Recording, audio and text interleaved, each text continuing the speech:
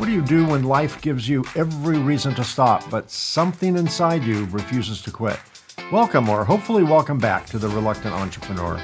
My guest today is Jay Setchell, a Marine Corps veteran, serial entrepreneur, inventor, author, and the voice behind Never Quit Trying. Jay's life story is not theoretical inspiration. It's a lived experience. He grew up on a working farm, served in the Marine Corps, survived multiple near-death experiences, and has endured more than 70 surgeries. His book, The Strength Within You, It's Always Too Soon to Quit, I love that title, explores the power of mindset, preparation, faith, resilience, and personal responsibility in the face of overwhelming adversity. But this conversation is not just about survival. It's about what we do after the setback, after the accident, after the diagnosis, after the business failure, after life changes the plan. For entrepreneurs, Jay's message is especially relevant because building a business often requires the same thing rebuilding a life requires: discipline, ownership, courage, and the willingness to keep going when the motivation is gone. And my conversation with Jay begins right now. Stick around. This is going to be good.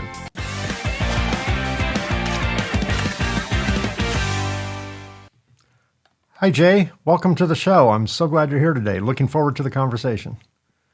Mike, it's good to finally connect, brother. I'm glad to be here. It's been a while. We've been doing a lot of logistical planning. My plans have changed. Your plans have changed, but today they aligned. So I'm glad we And finally. our shirts align too. Yes, yes. You see, for my listening audience who doesn't have the privilege of seeing us two handsome dudes here, we are both wearing quite bright red shirts today. So that worked out well. So Jay, let's go back in the time machine a little bit. You grew up, as I mentioned in the intro, on a working farm. How did Yes, that sir. early environment shape your work ethic and your view on personal responsibility and other things? I've read multiple times where your your formative years are really from when you're born till you're 17, 17 and a half.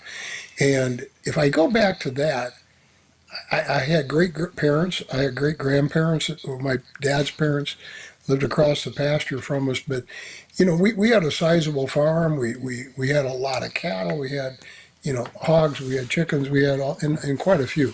But it was the sense of urgency that I learned, responsibility, ownership, from a very early age because I don't ever remember, and it's like most people, if they think about it, there are certain things they don't remember, they don't ever not remember. If you're raised in a city, you don't remember ever not seeing streetlights or hearing sirens or buses going by.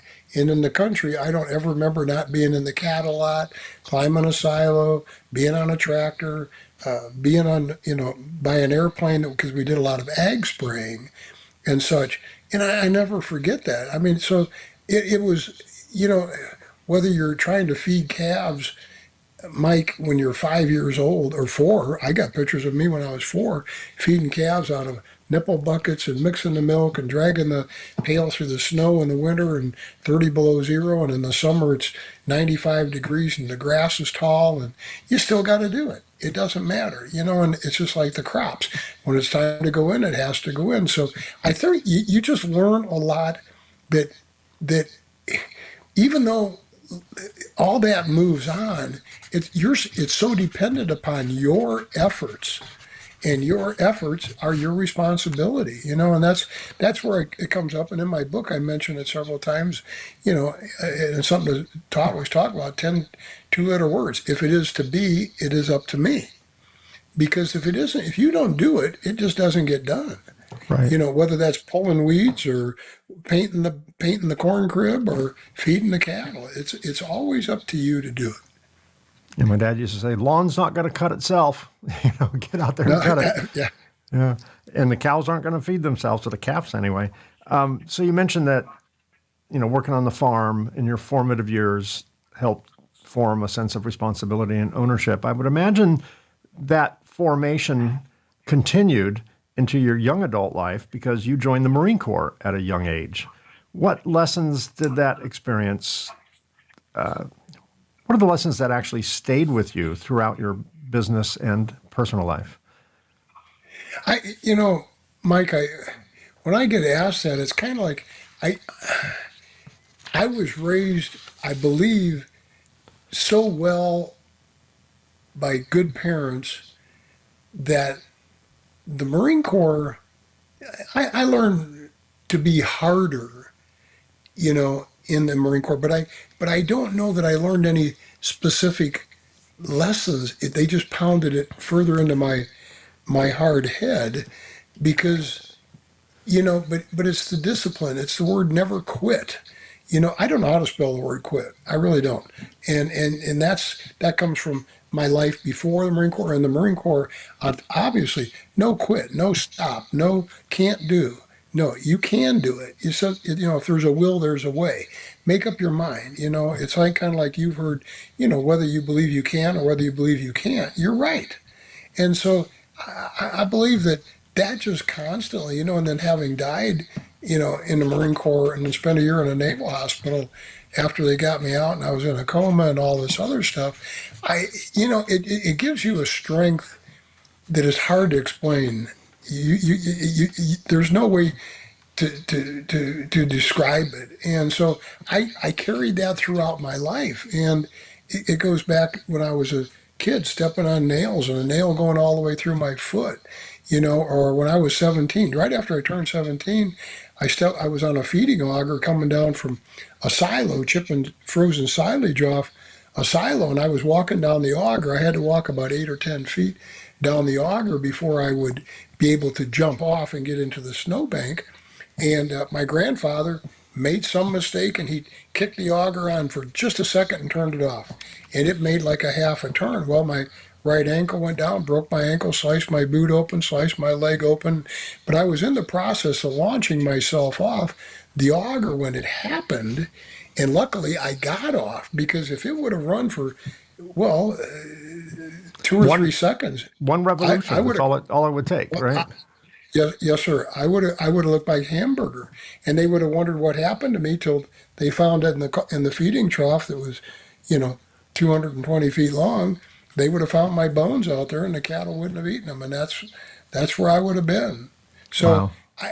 it's just never quit, never stop, and always look for options. Always, and I think some of that comes back.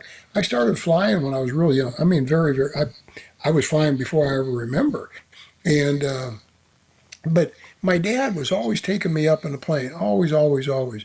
So it's always looking for other aircraft, and I'm talking back in the early '50s and mid '50s. Yeah, you're not So under air traffic control. And most of the no, area no, then was just, no. open air. I, well, I never landed on a. I have never in my life landed on an asphalt or concrete strip. It was always a side strip. Yeah. I'm always. And so but it's looking out your side windows, looking out through on a Cessna 140, you could look out through the plexiglass windows at the top, but always know where you're going to land, and Dad always emphasized that, and he'd reach over and flip both the magnetos off and the prop would stop, where are you going to put it down, son? Yeah. And I better know where I was going. So all of that planning ahead is kind of like I have to do today, being mostly paralyzed and in a power wheelchair. It's really the same thing. It's just it takes on uh,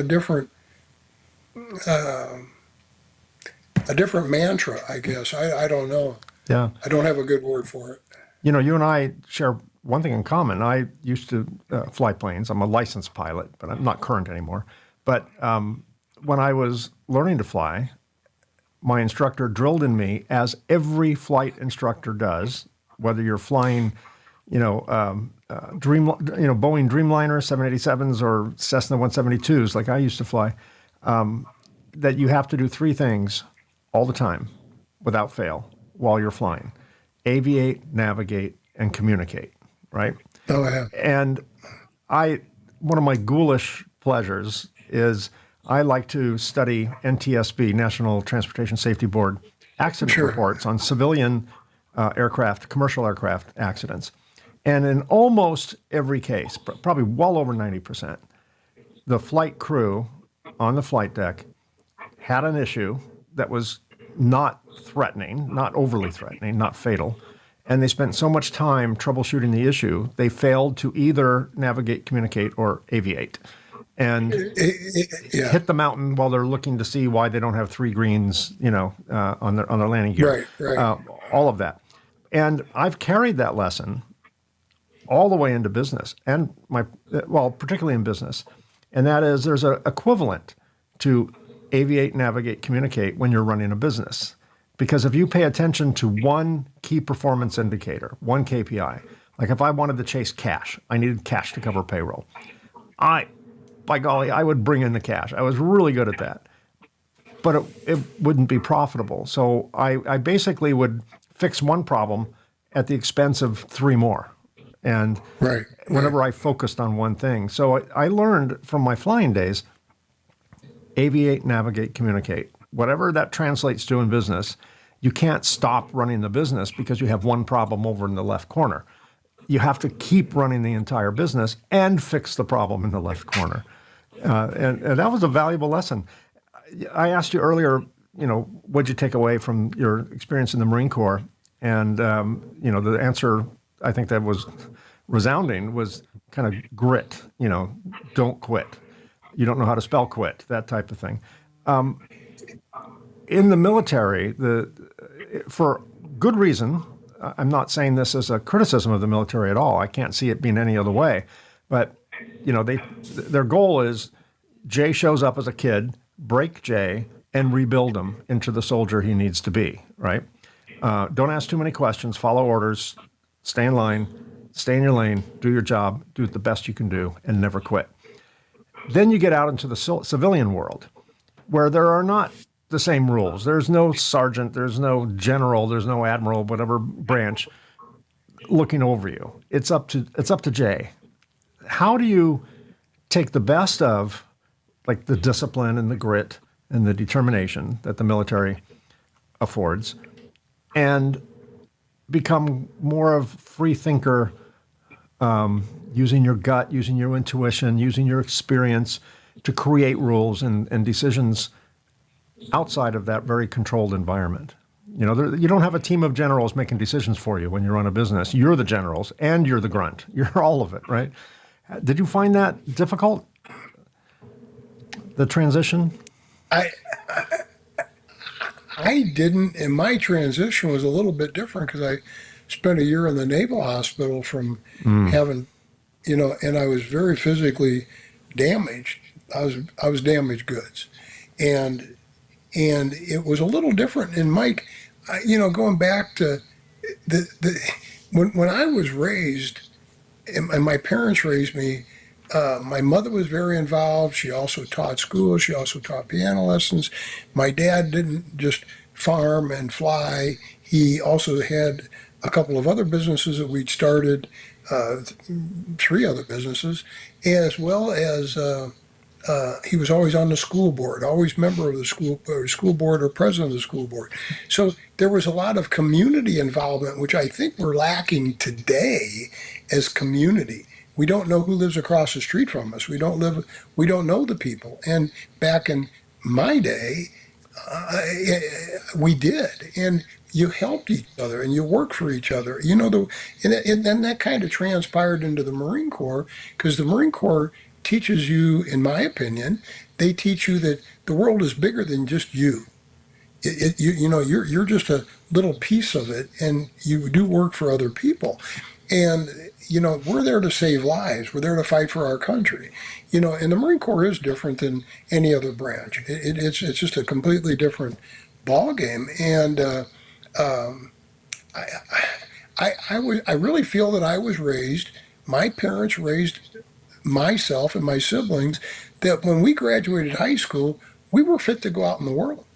We were fit to go out and handle whatever God threw at us, and that doesn't matter what it was. And I went in the Marine Corps because while I was working nights, high school got out at quarter to four, and I started working in a small agriculture factory making grain dryers and pickup reels for combines. And it started at 4 o'clock, and I worked till 12:30. I got home. I got to bed about 1 o'clock, and got up at 5:30 in the morning and helped my dad do his chores, and I did my chores. Because if I didn't help him, and he had to do my chores at night, he would charge me for it. Because money is time, and time is money, and that's a responsibility. So I learned all of that before I went in, and then my cousin Bob served in the Marine Corps from 60 to 64, and he was 7 years older than I was, and he was kind of like my hero. And he said, Jay, whatever you do, do not go into the Marine Corps. Well, that's like telling a kid, Yeah. there's a candy bowl, don't eat any of that candy, right? Right. You're So going. I, I'm going. I knew back then, but I really believe, Mike, that my whole life was, it's kind of like, you're talking about communicating and navigating and all that. And that's really focus on everything at once. You have to take in so much at once. It's like running a combine. You don't just steer the combine. You have to be aware of the corn coming in. The separator's going. The auger's taking stuff. It's all at once. It's like back in the old days when you first started flying. And I know I was probably flying before you were, but the most important things are your needle ball, your altimeter, and your airspeed indicator. Well, and In my case, a and your VOR radio, your because I was in and controlled your airspace. But yeah, yeah, there were no ah there were no GPSs back when you and I were starting to fly. oh no, I didn't know anything but VFR, and as a matter of fact, I've got sectionals. You talk about studying stuff. I've got sectionals that are older than O'Hare doesn't even show up on, Wow. and I've got pictures of Midway that you can't even see the city of Chicago. It's so far off in the distance Yeah. from 3,000 feet. But all that being said, I think that all parlays into what I had to do in the different businesses I started and what I did in my life. Because my life was never, I've had 70, like you said, over 70 surgeries. I've had 73. So every time I had surgeries, every time I died, every time they got me back, all the rehab, all the stuff I had to go through, it changed what I could do or what I wanted to do or multiples of times. Because when I went in the Marine Corps, I thought I'd come back out, get out of the Marine Corps, I'd be a farmer and I'd be a pilot. I was going to be an ag sprayer and do all that. Well, that was not to be. So I had to change everything. And I had to change everything multiples of times, not just once or twice. So it was a very, very hard thing. But it gets back to a word you used before. It's the grit, it's the courage, it's the determination, it's the discipline, it's the consistency. Don't quit. Just keep going ahead. And, I've been asked, sum it up in one word. And I said, stubbornness.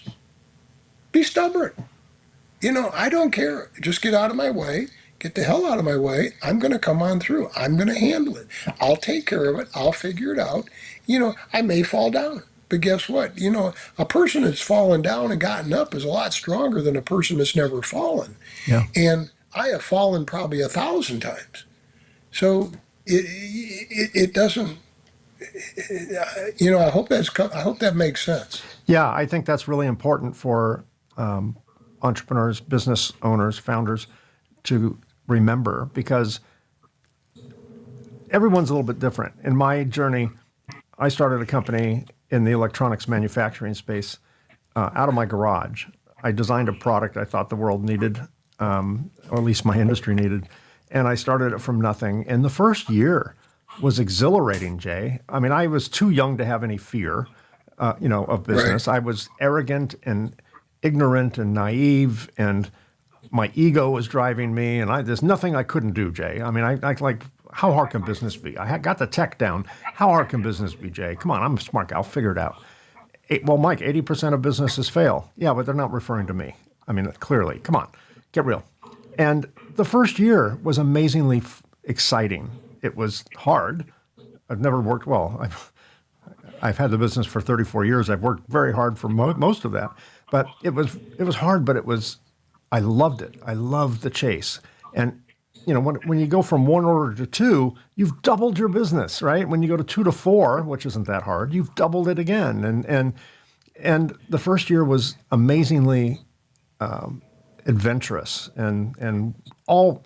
I embraced no guts, no glory, no pressure, no diamonds, no risk, no reward. It's like, bring it on. And then life gets real. Business life Yep. gets real.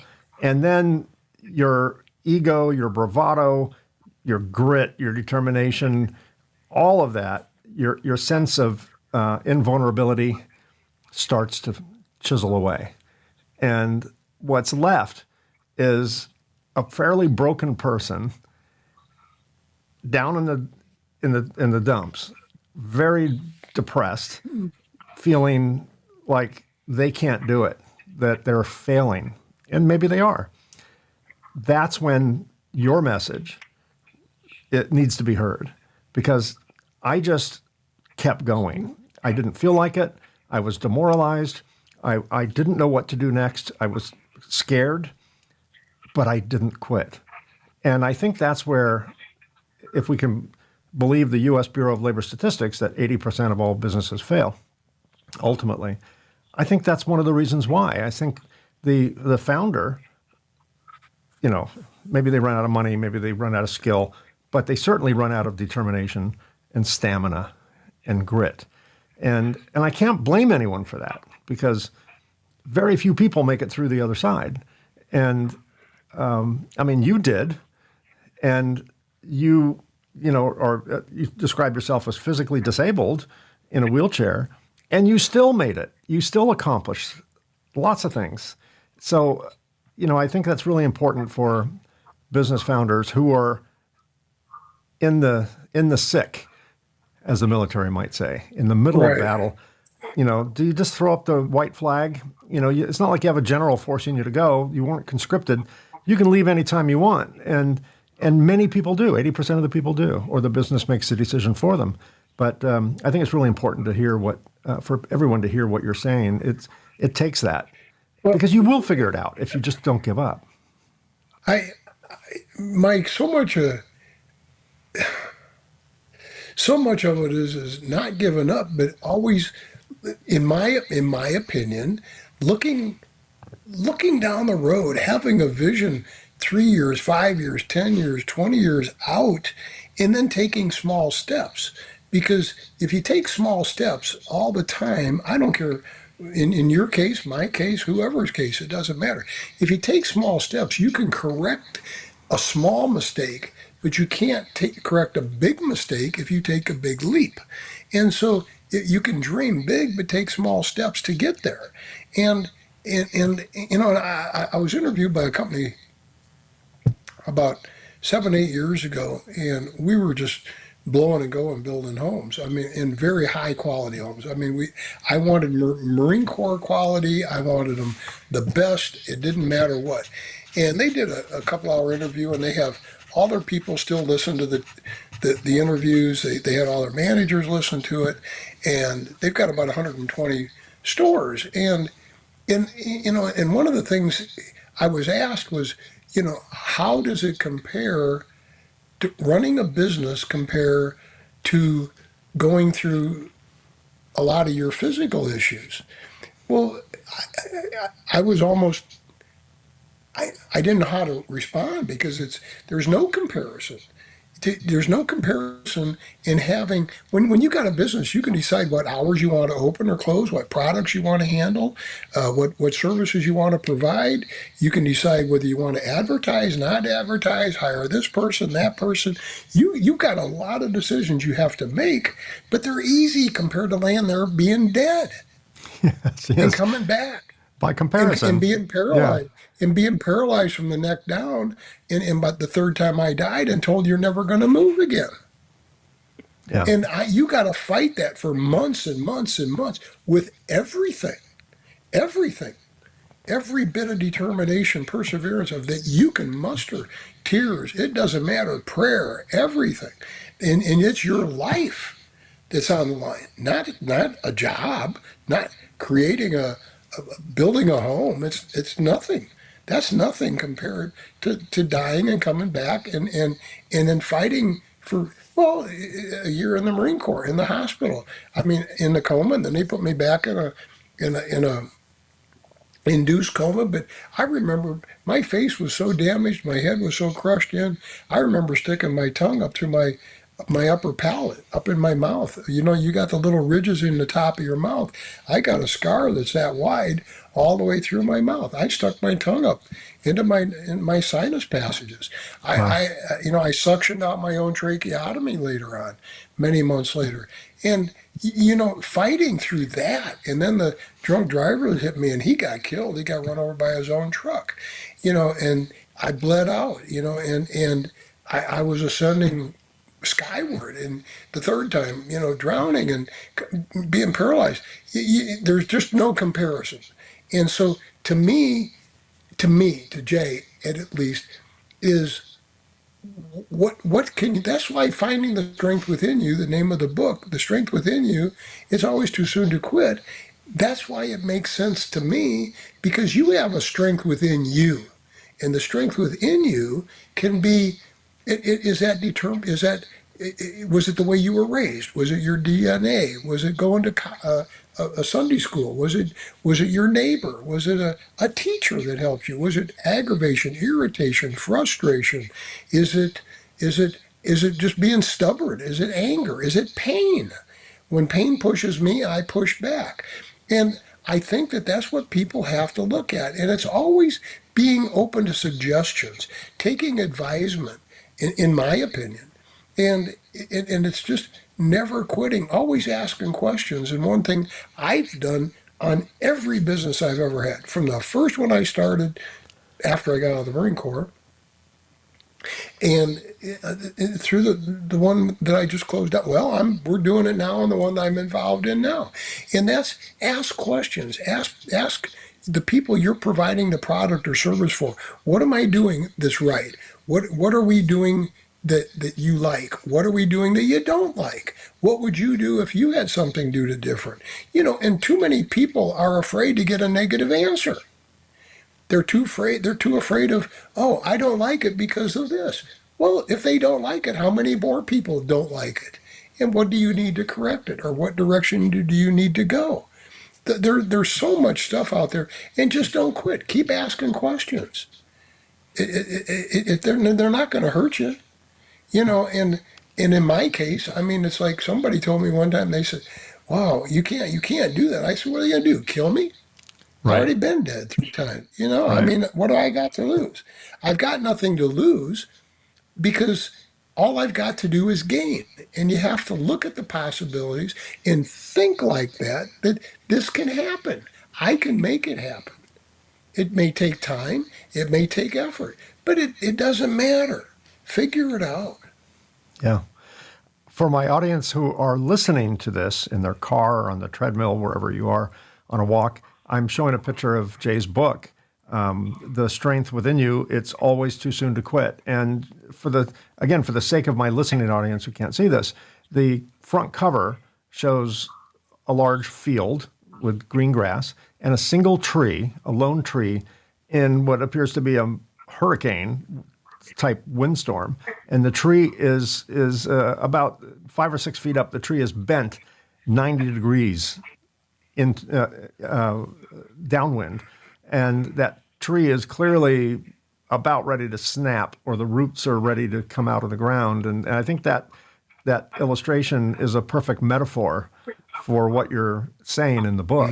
Like, that tree has a tremendous amount of strength and flexibility to re, to be able to withstand the hurricane force Right, winds there. right. What led you to write that book, and what did you hope your readers would discover about their own ability to endure, adapt, and keep moving forward? Mike, I had people telling me I should write a book 35, 40, hell, 50 years ago. That people just didn't believe what had happened to me. I didn't believe what happened to me. And I had a gentleman here about 2.5, 3 years ago and interviewed me and did a thing for LinkedIn. And he was with a thing called the Pacific Institute.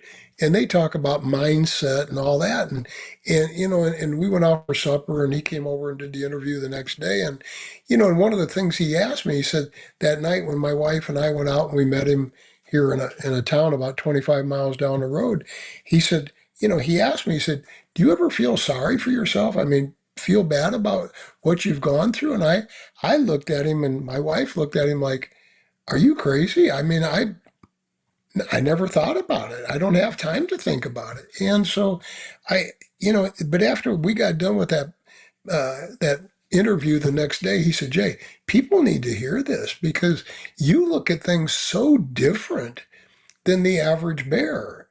I mean, it's like you have reason you've got more reasons to quit. I mean, it's like when I was 41, they retired me from GTE. That's the only real corporate job I ever had, and I did very, very well at it.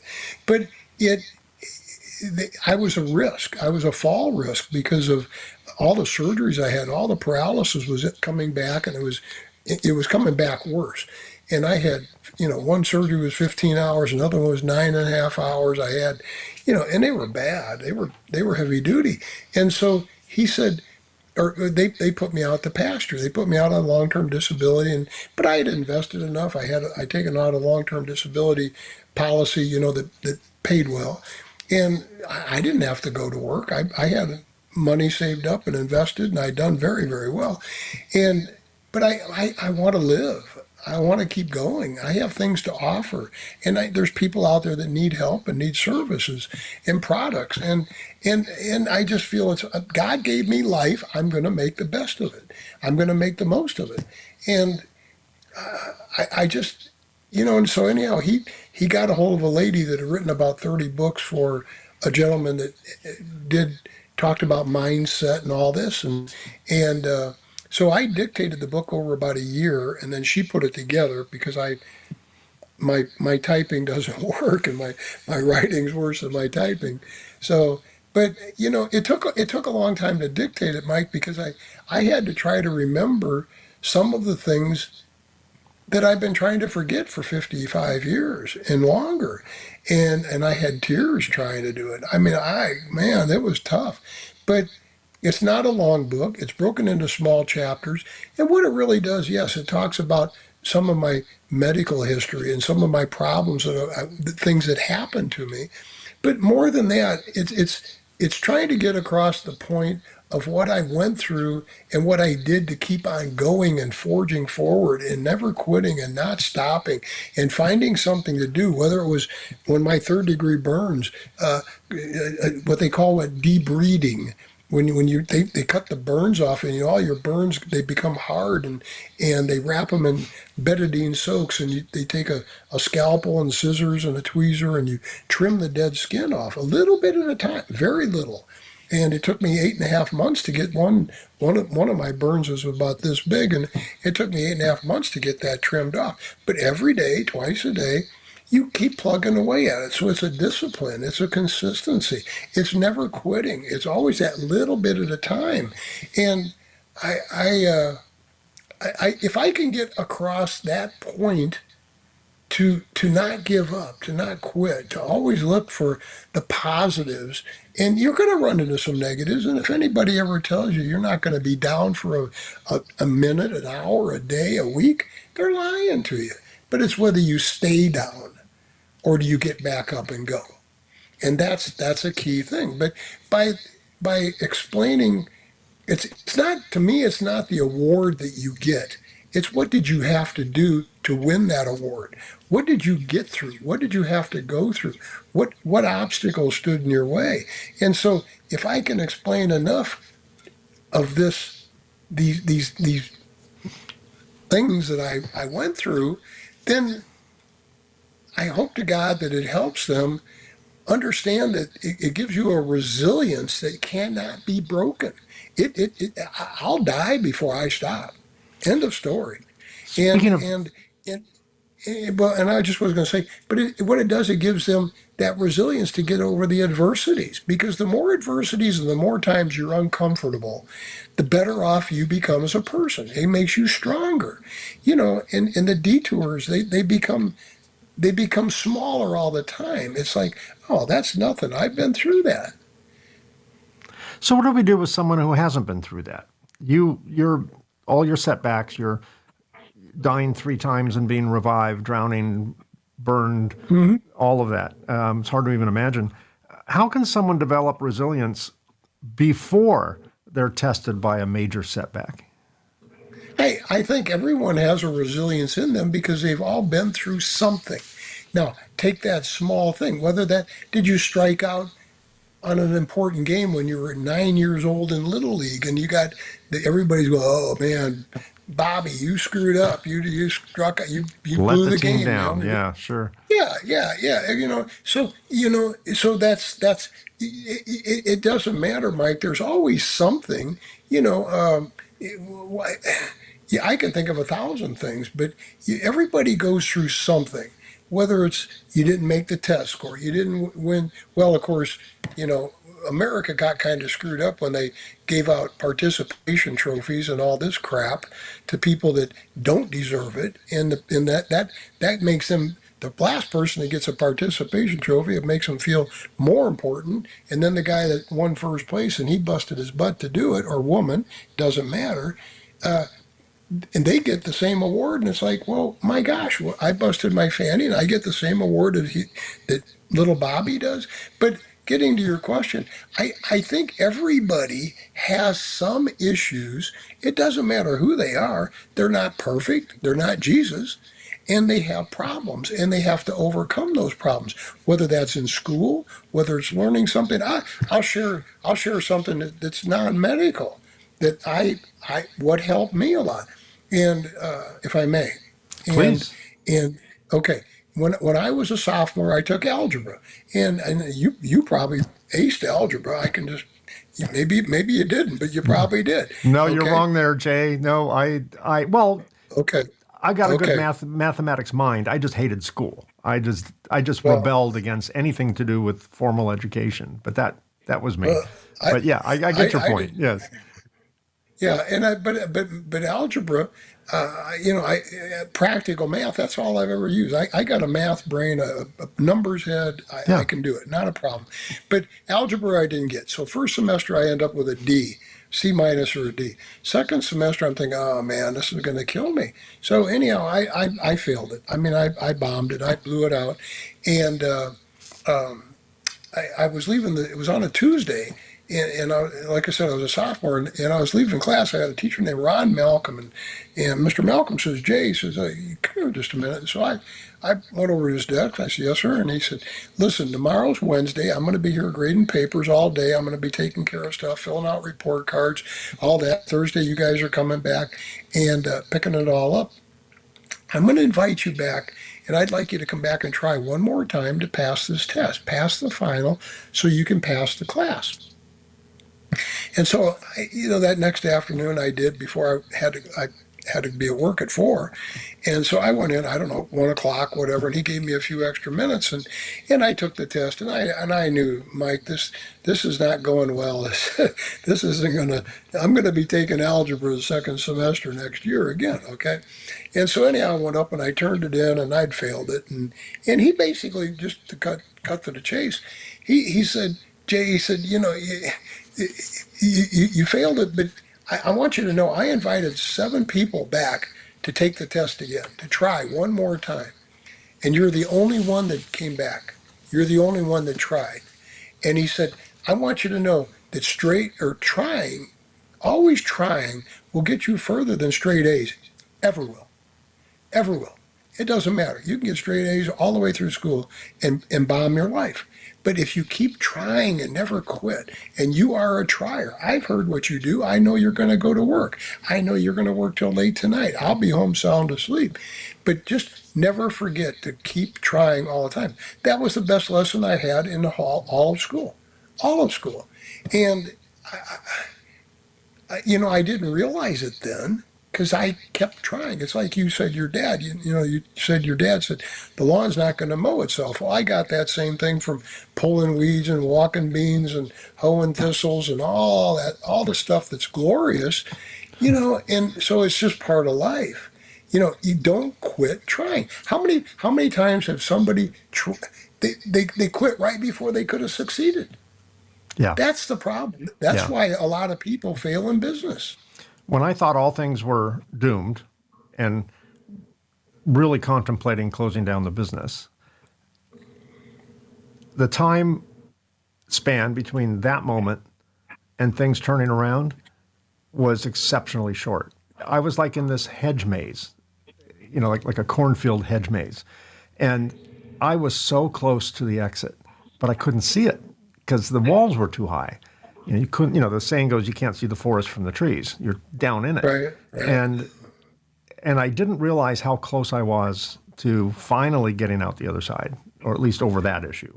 And and it's frustrating to me when I speak with fellow entrepreneurs that say, "Yeah, I gave up. I shut it down, Mike." Like, because I knew that they were on the right track. They just ran out of steam, right? And they just Right, right. on that subject. Your message includes personal responsibility. How can entrepreneurs, business owners, founders, the whole group, balance taking ownership without blaming themselves and going into self-doubt and pity parties and all that for every setback, for every failure they make or they experience? How can they accept personal responsibility and learn from it and move forward without going down that rabbit hole?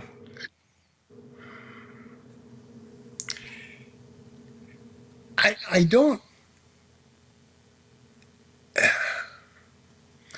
don't believe, unless someone really goes out and attempts or wants to fail, then that's their fault. Otherwise, it's just life. It's like a car accident. It's like how many times you drive down the road today or yesterday or 50 years ago and here traffic's backed up. And when you get down the road 3 miles, traffic's doing 70 miles an hour. There was no accident. There was nothing there. It just happens. So I don't think people should beat themselves up over something that they may have not had any control, unless you specifically said, I'm going to make this fail. I'm not going to do this. I'm going to choose the wrong, the wrong answer to begin with. Then if you're going to do that, then you should accept that. That's your problem. That's your problem. But I don't think that people go out to do that. And so you have to just be hard enough to, or willing to accept, hey, this didn't go quite the way I wanted, but at least I got a little bit. If you got 1/20th of what you needed, at least you got 1/20th. Now what am I going to do to get 2/20ths? Now I got 1/10. And you keep knocking the numbers down. So it's that little bit at a time. I had a business that I had started after they let me out of GTE, and it went pretty good, pretty fast. And we were about the second 2.5, 3 years into it, and I had a lot of requests for people that wanted video production. Back when you carried the big camera around on your Yeah. shoulder and you did all Yeah. that. And I bought all the equipment, and I thought, that's a good idea. We're getting requests for it and this and that, but it didn't really align the way I thought it did at the time with what else I was doing that was going very well.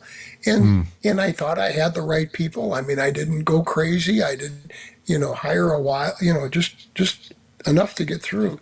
And it make a long story short, it just wasn't doing what I wanted to do. It wasn't really losing, but it wasn't gaining. It wasn't progressing the way I wanted it.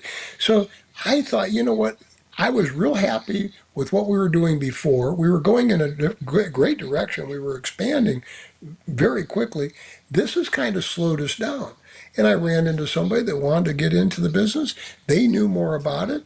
And what I got out of that and what I made on it, I sold it. I got out of it. I didn't lose anything. I didn't really make anything. But I learned a lesson, and that is unless you're really passionate about what you're doing and you're really passionate and really believe, not hope, not hope. Hope is good, but you've got to believe and have faith in what you're doing. And even if it's small steps, those little small steps, I'm taking the right step today. Now, maybe tomorrow it might be different. But if you do that each day, it'll come out. It'll be okay. It'll One of be my okay. one of my favorite authors, business authors, is Jim Collins, and he wrote a book quite a few years ago now called Good to Great, where he studied publicly traded companies, pairs of publicly traded companies, and each pair were in the same space. So one of the pairs of companies he studied was Schick and Gillette, personal grooming products, and then he covered Kimberly Clark and some other paper companies and pairs of companies, and he really took a deep dive analytically into what are the common traits of the one side of the pair that did exceptionally well in their space and the other side of the pair that didn't do exceptionally well. What do all the ones that do well have in common with each other, and what do all the ones that do not do well have in common with each other? And he came up with 10 or 12 common denominator traits on each side. And one of them that stuck with me was the companies that did very well in a space where others didn't. That's all they did. They had a best-in-class product. They had a best-in-class service. They were the best at what they did, and Right. they didn't follow what everyone else does and try and say, well, we want to be in every space. We want it all. So one company would have a pretty good razor, for example, but they also had a bunch of mediocre products that were just also rans because they wanted to compete with all the other people in that space. Where one of the companies that, nope, we know what we do well. We're going to stay in our lane. We're going to have a lot of passion for it. Those companies all, 10x in terms of earnings, 10x all the Right. other guys. Right. And they were smaller companies. And they still outperformed them because they stayed in their lane. They did one thing well. If they wanted if they wanted to diversify, they needed to master that before they did it, right? So I think that kind of falls in line to what you're saying is, if you're the best in class at something, that's for a reason. It's probably because you have a lot of passion to be the best and you have a lot of discipline not to chase every shiny object in the corner and be an also And, ran. That's when ego well, gets in the way. I agree right with what you're saying there, and I don't feel that I had any ego about anything. It was just simply here was an opportunity. It made sense. It was growing. That was after beta went out and VHS was in, and everything was there. And so we had software coming out where we could make special effects and broken glass and all that other stuff, and we did some good things. But I didn't have a passion for it Right. like I should have. And I had somebody that worked for me in graphics that was good in graphics, and he was a good graphic artist, and he was good in Photoshop and freehand back when freehand was out before Illustrator kind of took over the field. But but he really liked the video end, and so he and a friend of his took it over, and they blew it out of the water. They blew it out of the water. I mean, they Yeah. did great, but we took ours into the millions as well, and it took them a long time to get there, but they did it. It eventually blossomed. But it's like you said, we were really good at what we did, and that was just use your imagination. What can we do for you to make your business better? Graphically, we did trade show displays that went around the world for ExxonMobil, for Anadarko, for Black and Decker household product. It didn't matter, but we did what we really enjoyed. What is it we can do graphically or print wise in large format and trade shows and all this other stuff? Even though they wanted video, we gave it to them, Yeah.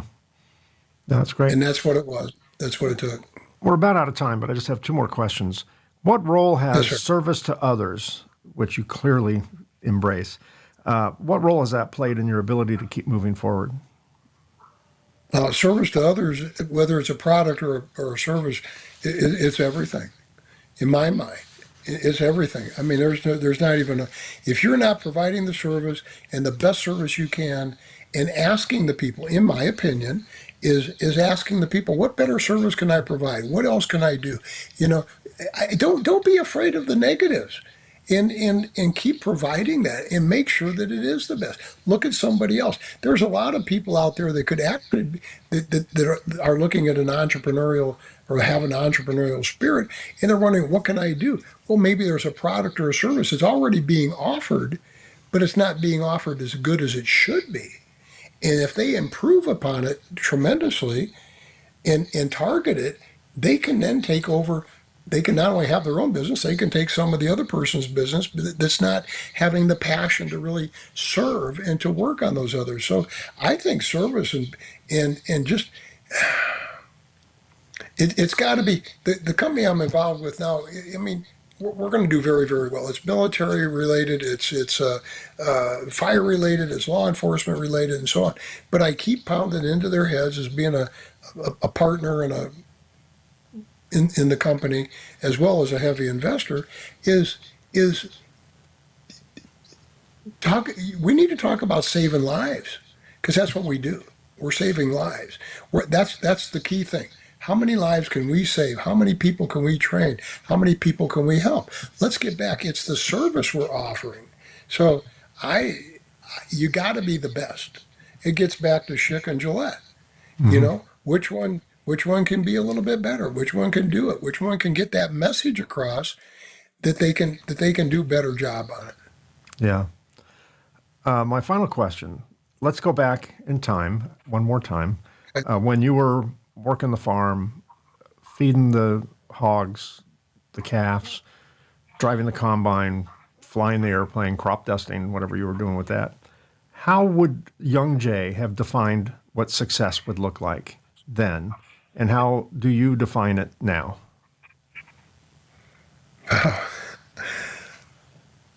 I I think probably in those younger years, and I did nag spray. I mean, my dad was big on. He said, unless you got 5,000 hours flight time, I don't even want to Okay. talk to you. For the record, You know, FAA, he was not flying the plane crop yeah, dusting. So, okay, we'll keep the no, FAA off your back. okay, okay. But I think that to me, probably then, I just wanted bigger, better, and more. Hmm.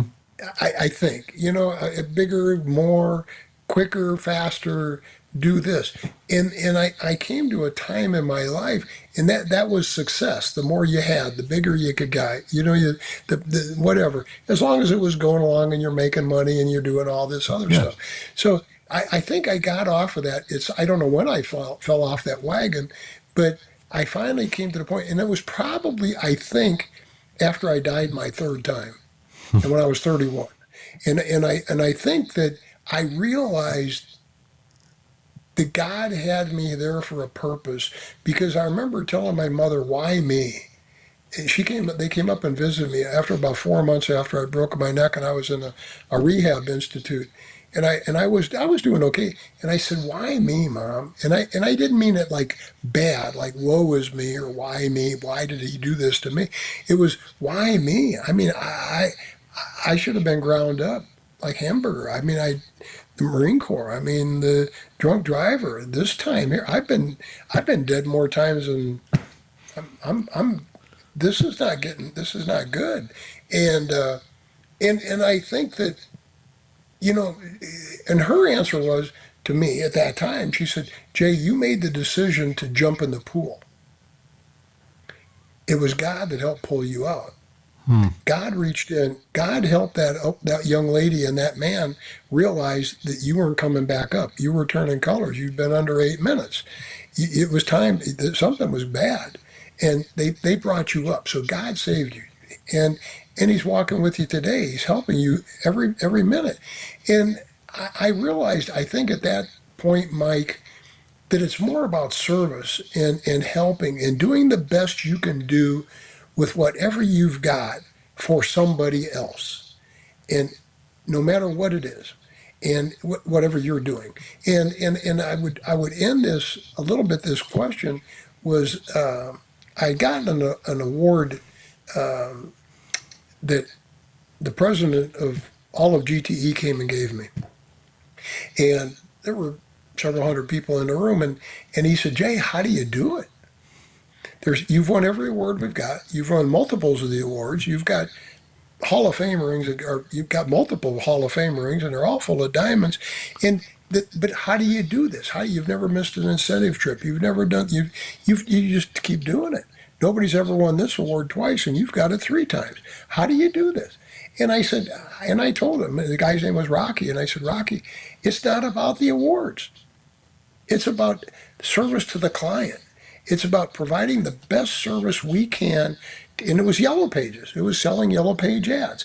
So it's like if a guy's an appliance guy, how many, and he's just under appliances, but he's not under washing machines or dryers or many of 10 other headings. But somebody looks and they have a washing machine that's out. Do you look under washing machines to get it repaired, or do you look under appliances? It's one of those things. So the more we can help our client grow their family, grow their business, grow their service, and provide ads that the end user can find them in to use, then we've done a good job. And all this other stuff, all of these awards that you've just asked me about, they just happen. They come along. It's just part of the game. And I tell that to people today. It doesn't matter what you're doing. If you're building homes, build the best home. There's people out here that are building lots of homes, but they build a crappy home. Yeah. They build junk. They really do. And it's a sad story, because if you go to Europe and you walk up the stairs of a building that's been there for 1,000 years, and they're still living there. We get a house that was built in 1965, and we think, oh my God, we got to bulldoze that. Knock it down. Yeah, sure. Yeah. So I think it's getting back. Do the best you can do, and that's success. That's success. When people come to you, and your product is your best salesman, you're doing something right. I'll repeat something you just said. Do the best you can do, and that's success. I think that applies to you. I think you are successful. You appear to be someone who has done the best he could do, more so than anyone I know that is not in a wheelchair, who has not died 3 times, who has not experienced all of those hardships, physical and emotional. I think your message is very inspiring. You are very inspiring. Thanks for inspiring me and my audience. And for my audience, if you're watching this on YouTube and you want to find out more about Jay, the link to his website and book, The Strength Within You, It's Always Too Soon to Quit, which is pretty much the mantra of this particular episode. Look down here where it says, right below me, where it says see more, and you can click there and you'll find the link to all that information there. If you're listening to this on your favorite podcast app, of course, go to that podcast app, look at the show notes, and all of Jay's information will be there. Jay, thank you so much for your inspiring story. Thanks for sharing it with me and my audience. Thanks for the generosity of your time. And thanks for sticking with me on all the logistical things to try and get this on the calendar. So I'm very glad, I'm thrilled that we were able to have this conversation today, and I thoroughly enjoyed it. Well, thanks, Mike. I appreciate your kind words. Thank you very much. Thank you. Okay, here are a few final thoughts. Jay reminds us that resilience is not a slogan. It's a decision repeated over and over again, especially when life gives us every reason to stop. His story challenges us to think differently about adversity. Setbacks may change the path, but they don't have to define the destination. Whether we're building a business, rebuilding our health, or simply trying to get through a difficult season, the lesson is the same. Keep moving, keep learning, keep serving, and never surrender the belief that there is still more ahead. For entrepreneurs, Jay's message is especially powerful. Success is not reserved for those who avoid hardship. More often, it belongs to those who refuse to let hardship have the final word. Now, that is a wrap. Thanks for being part of our Reluctant Entrepreneur family.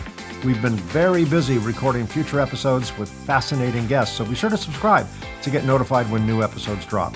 If you're an entrepreneur or know someone who would make a great guest, we'd love to hear from you. Visit reluctantentrepreneur.podcast.com where you can apply or recommend a guest or just learn more about the show. And a couple of shameless plugs. I've started a new series under the Reluctant Entrepreneur brand. The new series is called Reluctant Lessons, Where Businesses Go Wrong. On this series, we dig into high-profile business failures and the story behind it all.